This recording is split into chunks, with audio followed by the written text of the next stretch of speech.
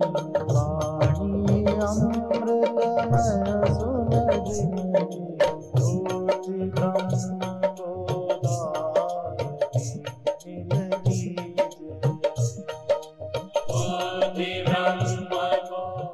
जो इस दुनिया के दुख से फरार होके बचना चाहे, फरार माने अपने दंड से बचने के लिए भाग जाना।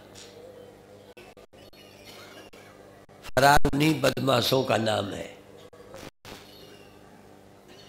जो अपनी गलती से दंड से बचने के लिए जंगलों में भाग जाते हैं, उन्हें फरार कहते हैं, छिपे रहते हैं।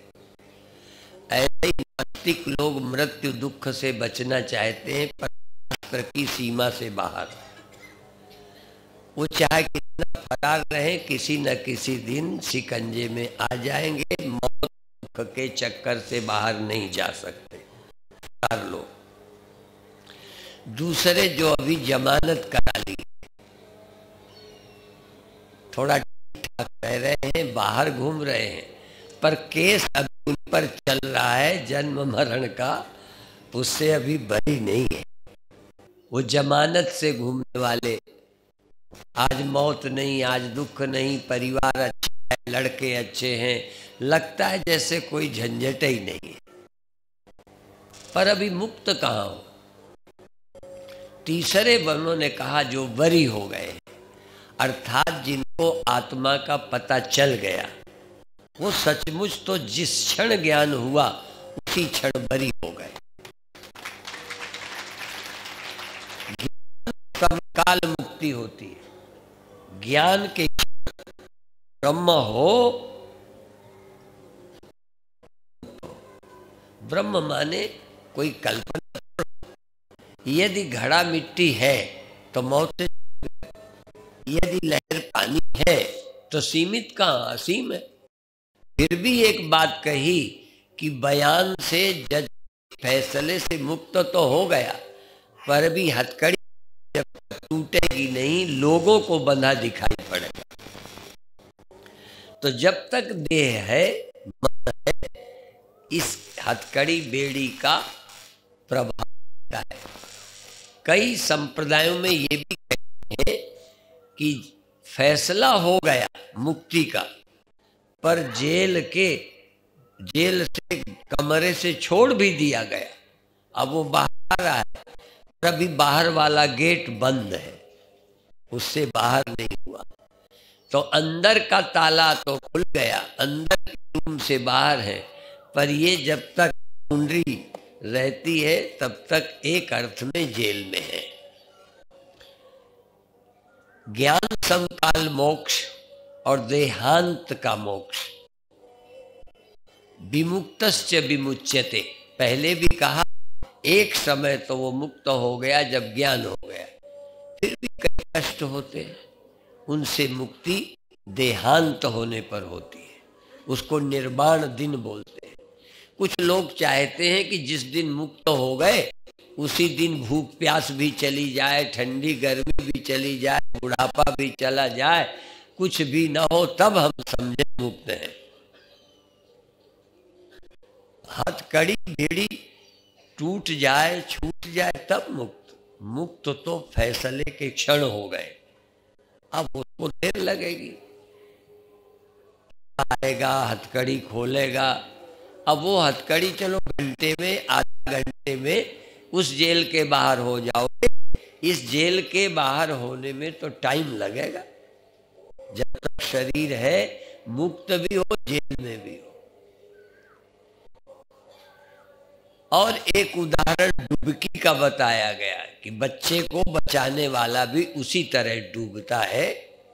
हम लोग भी कहते हैं कि जेल में जेलर भी जाता है और रहता है, फिर बाहर आ जाता है। जेलर अपनी मर्जी से जेल में जाता है, व्यवस्था देखता है, बाहर आता है। कुछ जेल में सरकारी कर्मचारी, पहरेदार, पुलिस वगैरह के लोग भी रहते, जेल में रहते, पर वो कैदी नहीं कहलाते। ऐसे जो भगवान के भक्तजन हैं, ज्ञानी जन हैं, संसार में रहते हैं और इन कैदियों की व्यवस्था भी करते हैं, पर वो कैदी नहीं है, वो अपराधी नहीं है। इसलिए संत जब धरती पर आते हैं उनको कहते जन्म मरण दोए नाही, जन परोपकारी आए। तो परोपकार के लिए आते हैं, ड्यूटी है। तो इसलिए ये शरीर में रहना ही जेल नहीं है, नहीं तो पुलिस वाले जो रहते हैं वो भी कैदी कहलाते। असल में कहीं दिमाग में कैदी होना होता है, वही रहते हैं, लेकिन वो कैदी नहीं है, नहीं है, उनकी ड्यूटी है। तो संतों की ड्यूटी है संसार में, इसलिए वो ड्यूटी में भगवान की ओर से नियुक्त किए गए हैं। जैसे सरकारों के द्वारा जेल में नौकर नियुक्त हो, और कुछ पुराने कैदी होते हैं और बहुत सीरियस गहरे बड़े अपराधी जो बंद रहते हैं, वहीं सौच जाते हैं, वहीं खाना मिलता है। दूसरे हैं जो कमरों के बाहर जाते हैं, फिर कमरे में कुछ तो काम काज करने को पूरी जेल में घूमते हैं, खेती करते हैं, बुनाई कताई, भोजन बनाते हैं, सब जेल भर में घूमते हैं, पर जेल के बाहर नहीं। संत महात्मा एक तो बंधे नहीं है, और ये भी एक है कि यहाँ रहने वाले व्यक्ति ध्यान द्वारा सुमिरन द्वारा जेल से मुक्त हो जाते हैं, जेल में रहते भी, देह में रहते हुए भी मुक्त रहते हैं।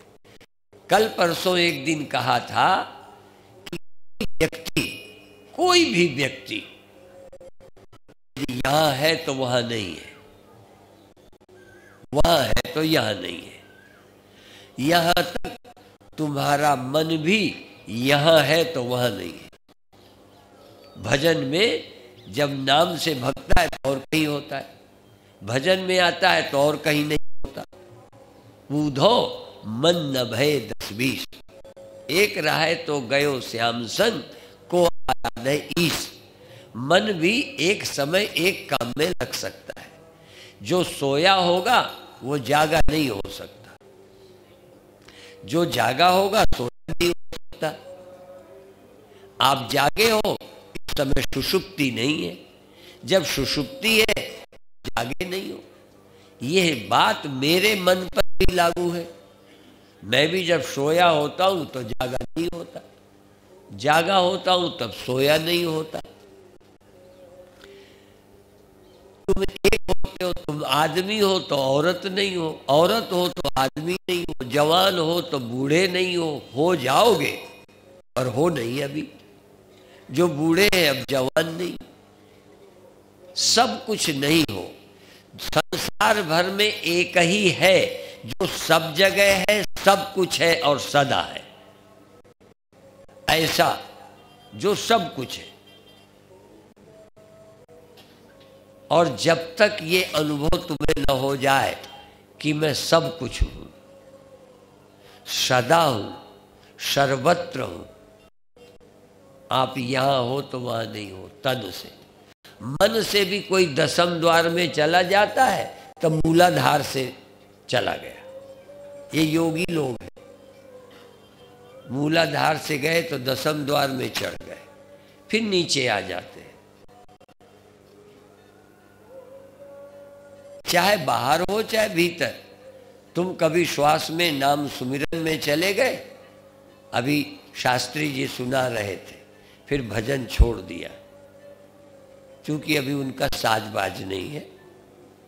तुम्हें अधिक अच्छा लगे उसके लिए साजबाज चाहिए। उन्हें गाने में क्या फर्क है, गा सकते थे, पर तुम्हें अधिक अच्छा लगे,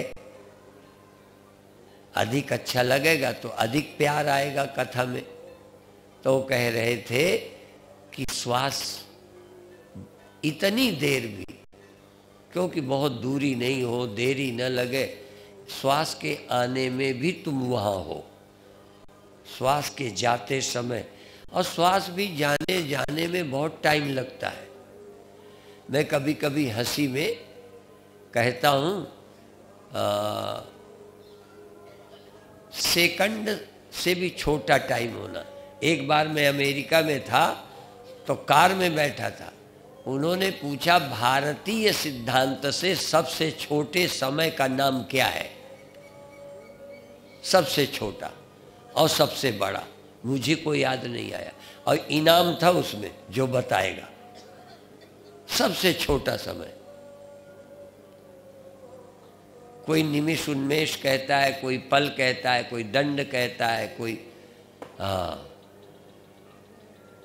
टाइम सचमुच मुझे अभी भी नहीं मालूम। सबसे छोटा और सबसे बड़ा वर्ष है कि कल्प है, क्या है? कल्पांतर, कल्प कल्पांतर, युग युगांतर, ये समय है। तो सबसे छोटा और सबसे बड़ा समय क्या है? खैर, तो सबसे छोटे समय पर तुम कहाँ हो? 1 मिनट में कहाँ नहीं, 1 सेकंड में भी नहीं, सबसे छोटे टाइम पर तुम कहाँ थे? यदि आप ये ध्यान दे दें तो समाधि सिद्ध हो जाए। क्योंकि मन की गति इतनी तेज है कि थोड़े समय में यहां वहां पता ही नहीं चलता कहां। जब तक पता करो वहां से और कहीं चला जाता है। मन को भगवान कृष्ण ने अर्जुन से प्रकरण में वायु के समान दुष्कर कहा। वायु को रोकना, वायु के समान तेज मन चलता है। मन तो वायु से भी तेज चलता है। आप यहां बैठे कहां जा सकते हैं? कहां हो आए? क्या ख्याल में आ? इसलिए समय का बहुत छोटा, सबसे छोटा टाइम। मैं कहा करता हूं 1000 कागज, 1000 कागज किसी मशीन में काटने को लगा दो। मशीन ने खच्च से काटा। 1000 कागज 1 सेकंड में कट गए या 2 सेकंड में कट गए, तो पहला कागज कटने में कितना टाइम लगा? उसका नाम बताओ। 1 रुपया। मैं बहुत छोटा ही नाम लगाता हूं कि चला भी जाएगा तो एक ही तो जाएगा। 1000 कागज 1 सेकंड में कट गए, तो 1 कागज को कटने में टाइम कितना लगा? हिसाब नहीं, उसका नाम बताओ।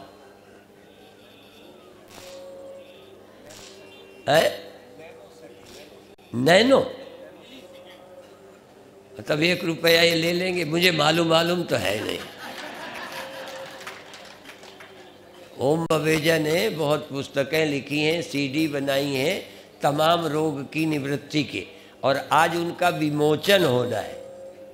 तो अच्छा है, इनाम साथ ही हो जाएगा। क्योंकि अभी मैं नाम नहीं जानता नैनो नैनो क्या होता है। अब जो कहेंगे सो मानना पड़ेगा। क्योंकि अब फिर मान लो इसका नाम नैनो हो, मुझे नहीं मालूम, मान लो 4000 कागज को 2 सेकंड में काट दें, तो फिर 1 कागज का उसका क्या नाम रखें? जैसे किसी वस्तु को बड़ी से बड़ी और छोटी से छोटी छोटी, हाँ ये है छोटी से छोटी का मतलब जब दिखनी बंद हो जाए, बस। छोटी से छोटी ये दिख रही और छोटी दूरबीन से दिख रही, इतनी छोटी कि जो दूरबीन में भी ना दिखे, खुर्दबीन से भी ना दिखे। फिर क्या? जो किसी से न दिखे, आँख से न दिखे चलो कोई बात नहीं, मन से दिखे, बुद्धि से दिखे, जो दिखे वो दृश्य हो गया। जब किसी तरह से ना दिखे तो या तो कहोगे है ही नहीं, जीरो। ये नाम जो देते एक तरह से जीरो, जो मालूम न पड़े। और एक बड़ी टाइम की दृष्टि से भी जीरो टाइम, समय जहां खत्म हो गया। और समय कहां खत्म होता है? सरल सी बात बताऊं, समय खत्म होगा तो समय जीरो। कालातीत बोध, जहां समय है ही नहीं। जागृत का समय है, छोटा बड़ा मैं नहीं कहता। वृत्ति काल एक है, वृत्ति काल, प्रबोध काल, निद्रा काल, स्वकाले सत्यवत भाति, स्वप्न स्वकाले सत्यवत भाति, अपने समय में सच था। प्रबोधे असतवत भवे, निद्रा काल और हो जागृत काल। कोई चीज भासी वृत्ति काल में भासी, जितनी देर वृत्ति उतनी देर भासी। वृत्ति गई, अब वृत्ति के जाने में वृत्ति काल। कई बार ये जो जिम्नास्टिक वाले हैं, ये एक बार हम देखा जिम्नास्टिक वाला जंप लगा के ऊपर ऊपर घूम गया। अपन तो एक चक्कर नहीं लगा सकते, एक चक्कर लगाने वाला दो वाला तो बहुत देखे। जिम्नास्टिक वाले ने 3 चक्कर लगाए, लेकिन उसको जब स्लो स्पीड में दिखाया तब तीनों नजर आए। पंखा तेज घूमता है, पंखुड़ी नहीं गिन सकते। अभी जो तुम चलाते हो गिन सकते हो, लेकिन यदि हम और तेज स्पीड से पंखा चला दें तो आप पंखड़ी गिन नहीं सकते। गिनने के लिए स्लो स्पीड करनी पड़ेगी तो दिखाई पड़ेगी पंखड़ी। ऐसे ही एक अवस्था ऐसी है जहां आपके सिवा कुछ नहीं रहता, न समय, न वस्तु और न देश। बियॉन्ड टाइम, बियॉन्ड स्पेस, जहां कोई समय नहीं है, जहां कोई वस्तु नहीं है, जहां कोई स्पेस देश नहीं है, बल्कि आत्मा ही काल है, आत्मा ही देश है और आत्मा ही वस्तु है। आत्मा के सिवा कोई वस्तु नहीं, आत्मा के सिवा कोई देश नहीं। अभी तुम्हें लगता है मैं इस देश में हूं, वो देश खाली है। आत्मा से कोई देश खाली नहीं है, आत्मा से वस्तु कोई खाली नहीं है, आत्मा से समय कोई मुक्त नहीं, अलग नहीं है। अर्थात आत्मा ही काल है, आत्मा ही देश है, आत्मा ही वस्तु है। इसलिए आत्मा एव इदम सर्वम, सब आत्मा ही है। ये अनुभव भी कर सकते हो। इस अनुभव करने के लिए बहुत प्रेम, श्रद्धा, एकाग्रता चाहिए। भगवान कहते हैं श्रद्धावान लभते ज्ञानम, श्रद्धावान ज्ञान प्राप्त करते हैं, बुद्धिमान नहीं कहा। बुद्धिमान लभते ज्ञानम न कह के कहते श्रद्धावान, जो श्रद्धा करेंगे वो ज्ञान प्राप्त कर लेंगे।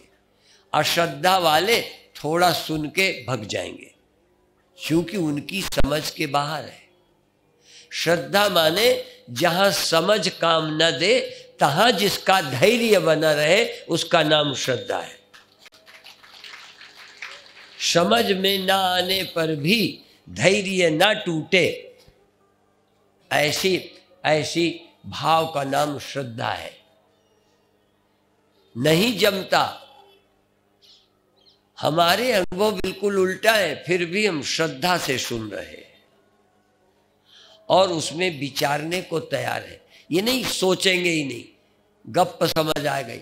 जैसे बूढ़ों की बात बच्चे अब नहीं सुनते।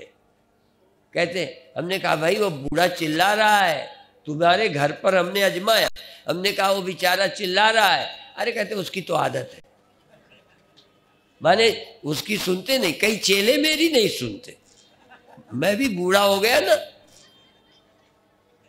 अभी अभी मैंने कहा कि भाई उधर संत कुछ बैठते हैं, उधर का क्यों उठाया, यहाँ धूप रहती है, अब तो छाया हो गई, उस समय उधर धूप थी। मैंने कहा उधर पहले बिछाओ, थोड़ा छाया में बैठते हैं, कि किसने उठा दिया। अब चेले ने सुन लिया, वो बिछवाया नहीं। क्यों? बूढ़ों की बात सुनने लायक नहीं होती। बूढ़े सिर्री होते हैं, दिन भर कुछ न कुछ बोलते रहते हैं, वो ज्यादा अनुभवी हैं, वो इतनी बातें कहेंगे कि तुम्हें बेकार लगेंगी। बूढ़े का कहा और आंवले का खाया कुछ दिन बाद लाभकारी होता है।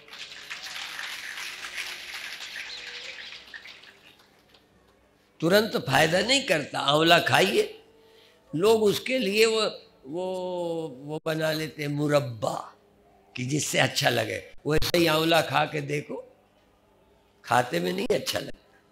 और किसी बूढ़े की सलाह किसी जवान को अच्छा नहीं लगे, और साधु की सलाह तो अच्छी लगती नहीं।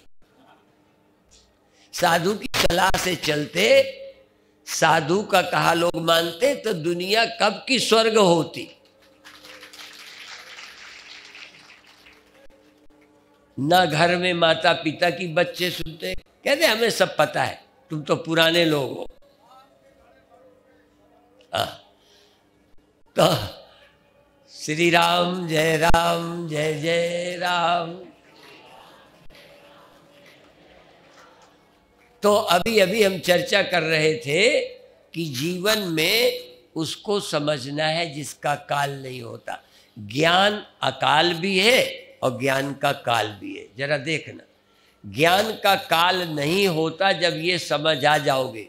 ज्ञान का नाश नहीं होता। आपको अभी पता है ज्ञान नहीं रहता। ऐसा आदमी ढूंढना मुश्किल है जिसको ये पता हो ज्ञान अनंत है। ज्ञान का अंत होता ही नहीं है, कभी नहीं हुआ ज्ञान का अंत। तुम्हें ज्ञान का जन्म मालूम पड़ता है, ज्ञान का अंत मालूम पड़ता है। आपको मैं का जन्म मालूम पड़ता है, मैं की मृत्यु मालूम पड़ती है। क्यों? अहम ज्ञान, मैं हूं ज्ञान पैदा होता है, और मैं हूं ज्ञान सो जाता है, खो जाता है। असल में पैदा हुए को ही तुम मैं समझ रहे हो, जबकि पैदा हुई कोई चीज, एक भी उदाहरण दो कि पैदा हुई चीज शून्य से हुई हो, अभाव से पैदा हुई हो, अस्तित्व से न पैदा हुई हो। लहर को शून्य में पैदा करो, पानी में नहीं। बर्तन मिट्टी में पैदा न करो, आकाश में पैदा करो।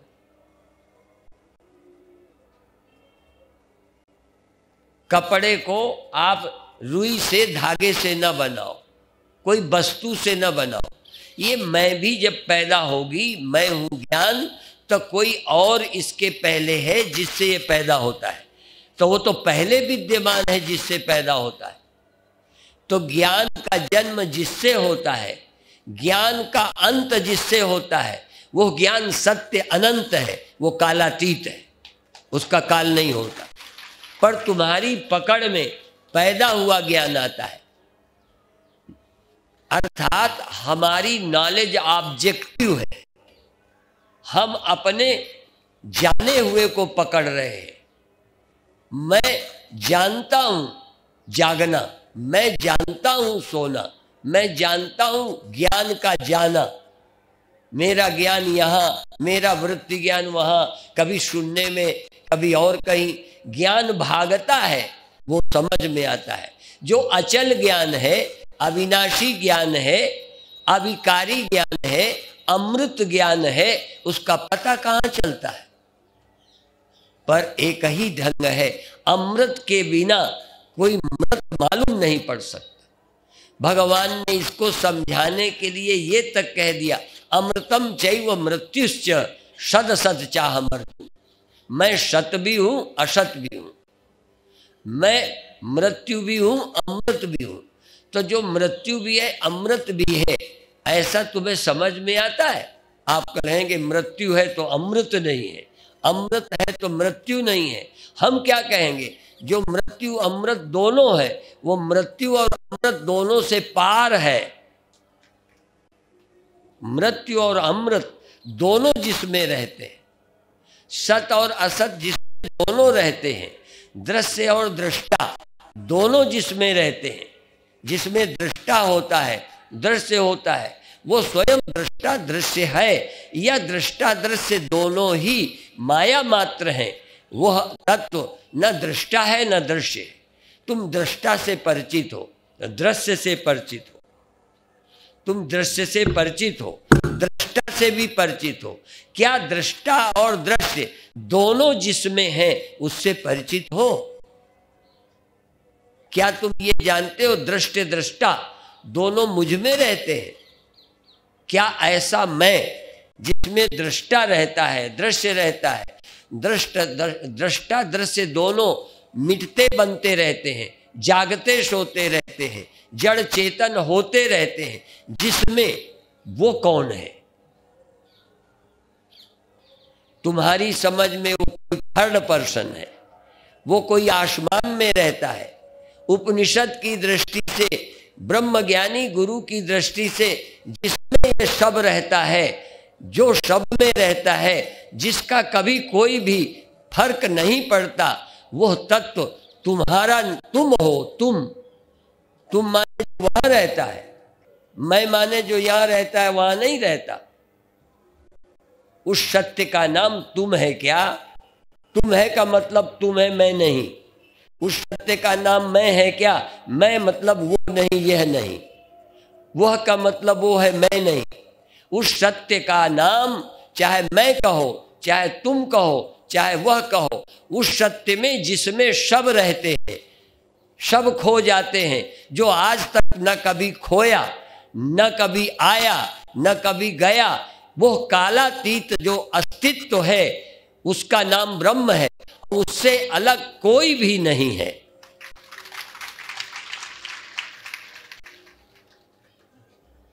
कई लोग कहेंगे हमें ब्रह्म कब मिलेगा?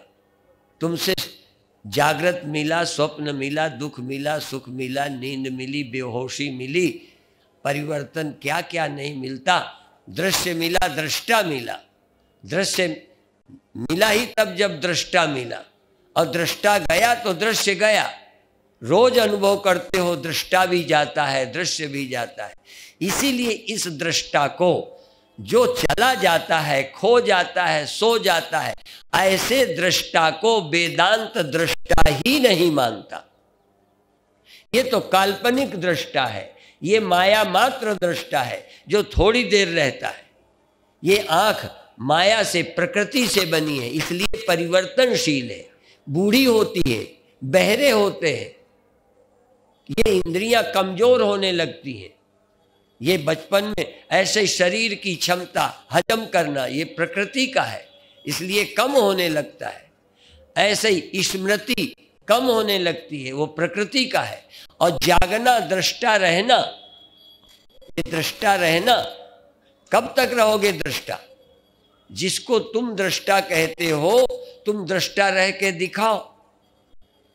जब ये दृष्टा खो जाएगा तब भी दृष्टा के अभाव का और दृश्य के अभाव का दृष्टा कौन है? इसलिए सच्चा दृष्टा कभी पैदा ही नहीं होता, सच्चा दृष्टा कभी मरता ही नहीं, सोता ही नहीं, जागता नहीं। सच्चा दृष्टा अपरिवर्तनशील एक रस है, और वो तुम हो। वो तुम का मतलब जो जगता है। इसीलिए वाच्य अर्थ का त्याग करो। तत्वमसि वह तुम हो। मैं नहीं बोला, उपनिषद बोलता है, गुरु बोले हैं, ज्ञानी बोले, भगवान बोले कि वो तू है। वो तू का मतलब इस तू की सीमितता हटा। तू जो सुबह जागा था, सो जाता है, इस तू को सुनाया है, क्योंकि इसके बिना उसकी कथा। जो कभी नहीं जगता, कभी नहीं सोता, उसको सुनाने के लिए ये जागा हुआ दृष्टा चाहिए, जो थोड़ी देर रहा फिर सो जाएगा। इसको सुनाया कि तू उससे भिन्न नहीं। इस रोशनी को सुनाया जो पैदा हुई, इसको सुनाया कि तू बिजली से अलग नहीं। ये यदि पैदा हुए ना होते तो सुनाते किसको, और पैदा हुआ ना हो तो सुनाएगा कौन। इसलिए पैदा हुआ है, इसी में खोजना है जो पैदा नहीं हुआ, जो मरता नहीं है। तुम लोग समझते हो सृष्टि भटकाने के लिए है, ये देह भटकाने के लिए है, ये अवस्थाएं फंसाने के लिए है। नहीं, ये तुम्हारे सत्य विज्ञान के लिए। इनके बिना, इस अन्वय और व्यतिरेक के बिना कोई ज्ञान को प्राप्त नहीं हो सकता। और अन्वय व्यतिरेक का अवसर हमको प्रकृति ने दे रखा है कि तीन अवस्थाएं कोई टिकती नहीं है, और इन टिकने में, इनके न टिकने में कोई साक्षी टिका रहता है। अर्थात हमको ब्रह्म ज्ञान के योग्यता, परिस्थितियां किसने जुटाई हैं? गुरु ने। इसलिए पहला धन्यवाद उस ईश्वर को जिसके कारण ये अवसर हमें मिला, मनुष्यत्वम। दूसरा मुमुक्षुत्वम, तर जाने की इच्छा क्यों हो गई? दुख से मुक्त होने की इच्छा क्यों है? तुम बता सकते हो क्यों है? दुख क्यों पसंद नहीं, ये बता दो। मरना क्यों पसंद नहीं? नहीं पसंद है ये तो कहते हो।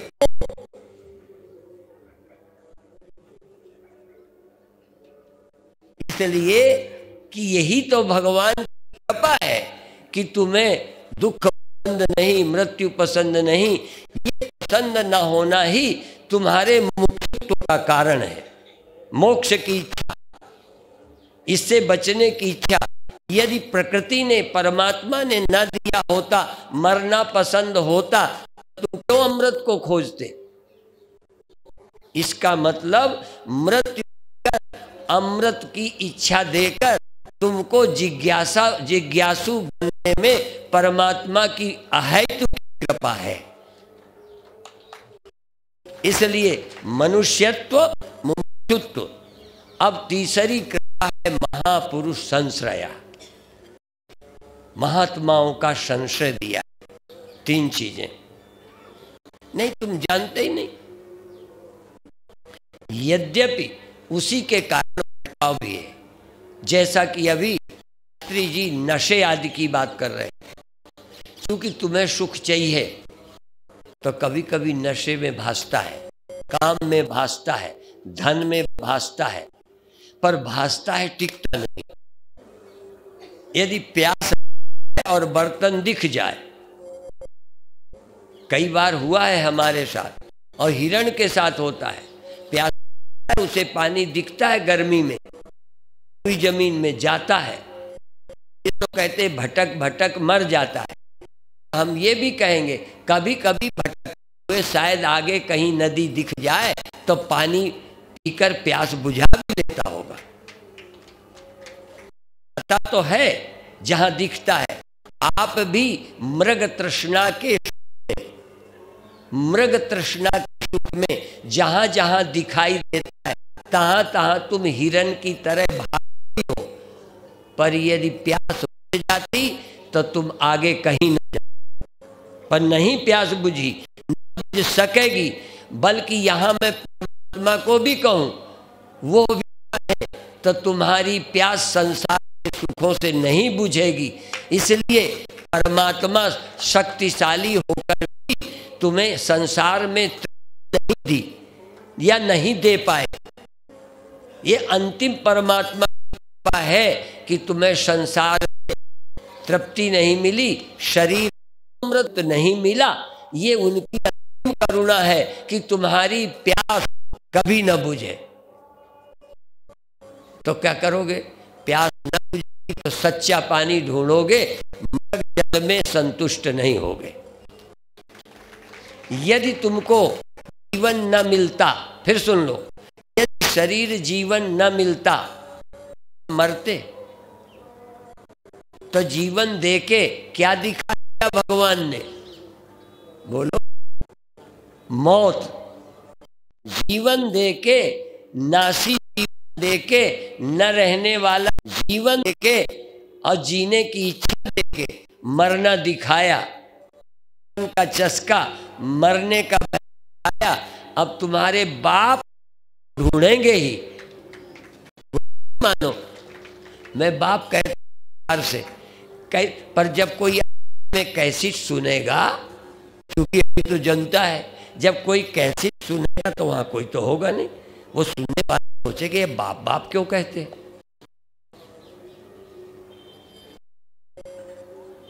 मैं फिर आज नहीं कल तुम सत्य के खोजे बिना रह सकते, भगवान ने ऐसी व्यवस्था कर दी। ये भगवान की दी व्यवस्था है, क्योंकि जब जब ये होगा मरोगे, जब जब मन होगा सुख दुख होंगे, और तुम चाहोगे नहीं, सुख तो चाहोगे दुख चाहोगे नहीं, तो चैन से बैठोगे नहीं, बैठ जाओगे।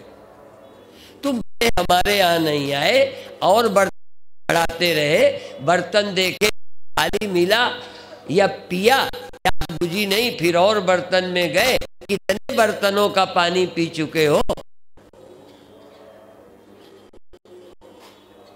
कितनी जगह घूमे, क्या क्या नहीं किया, कौन सा कर्म छोड़ा है। कोई कर्म नहीं छोड़ा, चाहे इस जन्म में उस जन्म में, बुरे से बुरे अच्छे से अच्छे कर्म करके देख लिया। यहाँ तक तुम्हें याद नहीं, ग्रंथ कहते हैं स्वर्ग भी जाओगे तब भी नहीं पाओगे, क्योंकि वहां रह नहीं पाओगे। देह में नहीं रह पाए, स्वर्ग में रह पाओगे, जवान रह पाओगे, जागे रह पाओगे। फिर क्या है, यानी ये सब बदलता रहे, जो मैं हूं वो सदा वैसे रहता हूं, ये विज्ञान ही का नाम मोक्ष है। तुम चाहोगे ये बना रहे, ये बना रहे, ये नासमझी है। इसलिए सच्ची विजडम, सच्ची बुद्धि, गीता के द्वारा मिली बुद्धि, उपनिषद द्वारा मिली बुद्धि, वेदांत शास्त्र द्वारा मिली प्रज्ञा, गुरु वाक्यों से पैदा हुआ ज्ञान, जो सभी ज्ञानों को भ्रम कर देता है। सत्यम ज्ञान अनंतम ब्रह्म को ही ज्ञान कहता है, जिसका काल कुछ नहीं कर सकता, जिसको काल नष्ट करता। ऐसे उस सत्य ज्ञान स्वरूप सत चिद आनंद अद्वैत उस आत्म तत्व को मैं रूप से जानकर, उस आत्म तत्व को एक जानकर, इस सारी सृष्टि का आश्रय अधिष्ठान जानकर, सारी सृष्टि को अध्यस्त जानकर और अपने को अधिष्ठान जानकर, फिर कुछ जानना कुछ पाना बाकी नहीं रहता।